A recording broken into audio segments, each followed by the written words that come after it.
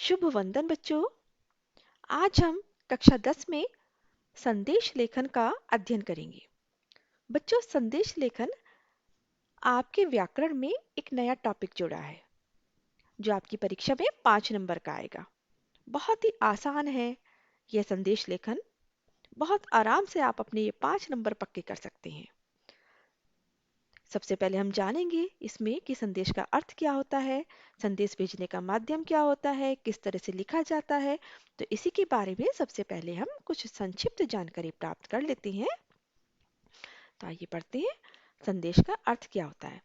संदेश का अर्थ है समाचार, सूचना, खबर आदि। ठीक, वह कथन जो मौखिक या लिखित रूप से एक व्यक्ति के द्वारा दूसरे व्यक्ति को भेजा जाता है, संदेश कहलाता है। किसी महापुरुष, कथा या कविता के प्रेरणादायी विचार को भी संदेश कहते हैं। ठीक है, देखिए बहुत अच्छे से आप समझते होंगे कि संदेश क्या है, क्योंकि आजकल के बच्चे तो मोबाइल की दुनिया में जीते हैं। मोबाइल हर समय हाथ में होता है और संदेशों का आदान प्रदान करते ही रहते हैं। मैसेज, सुबह good morning message, good night message, विवाह के लिए मैसेज, एनिवर्सरी है तो मैसेज, किसी का जन्मदिन है तो मैसेज, है ना। तो अधिकतर बातें मैसेज के जरिए चलती रहती हैं। तो यही तो संदेश है, यही मैसेज ही तो संदेश है। देखिए किस तरह से इसके माध्यम क्या है, संदेश भेजने के माध्यम। संदेश भेजने की प्रथा प्राचीन काल से चली आ रही है।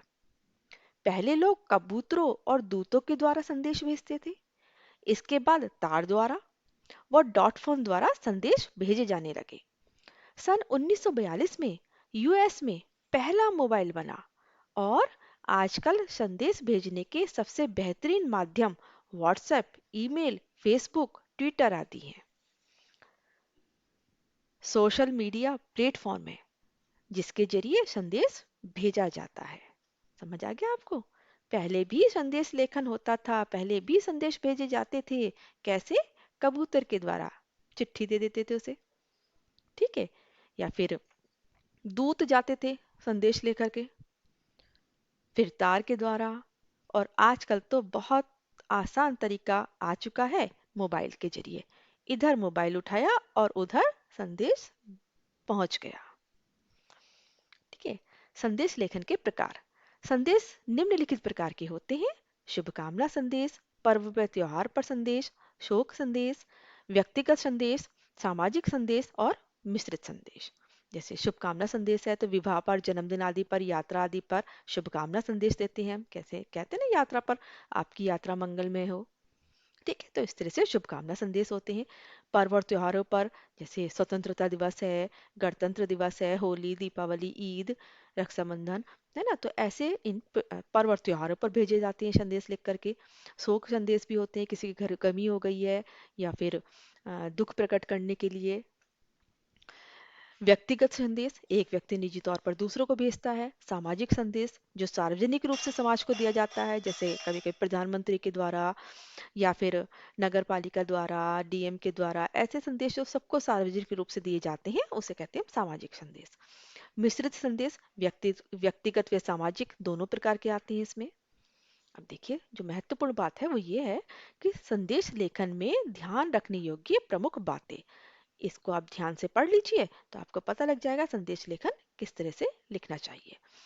संदेश को किसी गोले, बॉक्स की बाउंड्री के अंदर ही लिखना चाहिए। ठीक है, एक गद्य की तरह नहीं लिख देते, एक कहानी की तरह। हम संदेश लेखन करते समय हमें ध्यान रखना चाहिए कि इसके ऊपर कोई बॉक्स बना हो, कोई बाउंड्री हो। नंबर 2, संदेश की भाषा सरल व उद्देश्यपूर्ण होनी चाहिए। कुछ भी नहीं लिख देते, उद्देश्यपूर्ण, हम क्यों भेज रहे हैं संदेश, वो उसमें उसका उद्देश्य स्पष्ट होना चाहिए। आरंभ में संदेश व उसके बाद दिनांक और समय लिखना चाहिए। सबसे पहले ऊपर लिखेंगे संदेश, उसके बाद में एक साइड में लिखेंगे दिनांक और दूसरी साइड में लिखेंगे समय, और ये दोनों हम ऊपर नीचे करके एक तरफ भी लिख सकते हैं। मुख्य विषय को प्रभावशाली ढंग से 30 या 40 शब्दों में लिखना चाहिए। कितने शब्दों में करना चाहिए? 30 से 40 शब्दों में। चित्रों का उपयोग विषय के अनुसार किया जा सकता है। अंत में संदेश लिखने वाले का नाम या काकागा लिखना चाहिए। शायरी, दोहे, श्लोक आदि का प्रयोग भी कर सकते हैं संदेश लेखन को सुंदर बनाने के लिए। ठीक है। अब जैसे 30 या 40 शब्दों में लिखना चाहिए, तो ऐसा नहीं कि आप गिनने बैठ जाएं 30 शब्दों में हुआ या 40 शब्दों में हुआ, ऐसा नहीं है। लगभग 30 से 40 शब्दों के बीच में होना चाहिए। 40 में 42 भी हो सकते हैं, 30 में 29 भी हो सकते हैं। ठीक है।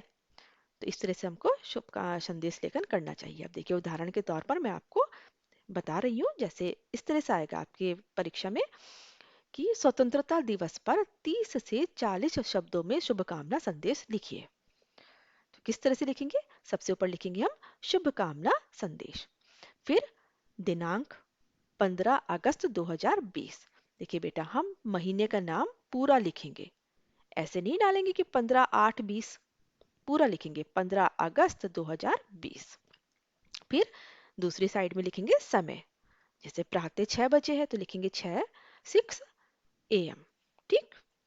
फिर नीचे हम कुछ पंक्तियां लिख देंगे, क्योंकि हम स्वतंत्रता दिवस पर भेज रहे हैं तो इसलिए हम तिरंगे से संबंधित ही कुछ पंक्तियां लिखेंगे। जैसे हमने लिखी है, कुछ नशा तिरंगे की आन का है, कुछ नशा मातृभूमि की शान का है, हम लहराएंगे हर जगह ये तिरंगा, नशा ये हिंदुस्तान का है। ठीक। इस तरह से हमने इसमें 4 लाइनें लिख दी और साथ में एक छोटा सा चित्र बना दिया झंडे का, और नीचे लिख दिया स्वतंत्रता दिवस की हार्दिक शुभकामनाएं। ठीक है। यहाँ पर अपना नाम लिखते हैं, जो भी भेज रहा है वो अपना नाम लिखता है, लेकिन हमने यहाँ पर लिखा है का खा गा। क्यों? क्योंकि परीक्षा में अपना नाम नहीं लिखा जाता है, इसलिए हमने का खा गा का प्रयोग कर लिया है। तो समझ में आ गया आपको शुभकामना संदेश कैसे लिखते हैं? बहुत आसान है। अब देखिए एक और उदाहरण समझा देते हैं। छोटी बहन को जन्मदिन पर बधाई संदेश लिखिए। कैसे? छोटी बहन है तो किस तरह से लिखेंगे? जन्मदिन पर बधाई संदेश, सबसे ऊपर लिखेंगे हम संदेश। आप जन्मदिन भी आपको समझ में नहीं आ रहा तो बस लिख दिए संदेश। ठीक है। फिर यहाँ पर दिनांक डालेंगे, फिर समय डालेंगे, समय प्रातः 8 बजे, और यहाँ पर छोटे छोटे चित्र बना देंगे। केक का बना दो, गुब्बारों का बना दो, या फिर गिफ्ट का बना दो, है ना, यही सब चीजें यूज होती हैं जन्मदिन पर। फिर हम उनकी शान में कुछ कहेंगे, अपनी इच्छा भगवान से हम उनको इच्छा प्रकट करते हुए भगवान से उनके लिए प्रार्थना करेंगे और कहेंगे बल बुद्धि विद्या पाओ, प्रगति पथ पर बढ़ती जाओ। ये अपनी बहन के लिए भाई कह रहा है। फिर आगे, प्रिय बहन प्रियांशी, जन्मदिन की हार्दिक शुभकामनाएं। भगवान तुम्हें दीर्घायु दे, स्वस्थ रखे व उन्नति के मार्ग पर अग्रसर करे। तुम्हारा जीवन हमेशा खुशियों से भरा रहे। किसने लिखा है ये? प्रियांशी के भाई ने लिखा है, अभय ने। तो यहाँ पर उसका नाम लिख देंगे अभय। ठीक है। समझ आ गया ना किस तरह से लिखेंगे? बंधाई संदेश किस तरह से लिखा है हमने, ऐसे ही आप और तरह के संदेश भी लिख सकते हैं। बेटा इसमें एक ध्यान देने योग्य बात है कि आप इसमें लिखते समय जो कुछ भी लिखेंगे वो आप ब्लू पेन का ही यूज करेंगे, नीले पेन से ही लिखेंगे। आप चित्र बना रहे हैं उसमें आप दूसरे पेन का यूज कर सकते हैं। आप लिखने के बाद में उसमें कलर कर सकते हैं, पेंसिल कलर को यूज कर लीजिए, या फिर वैक्स कलर आप प्रयोग में ला सकते हैं। लेकिन जो लिखेंगे वो ब्लू पेन से ही लिखेंगे। ठीक है।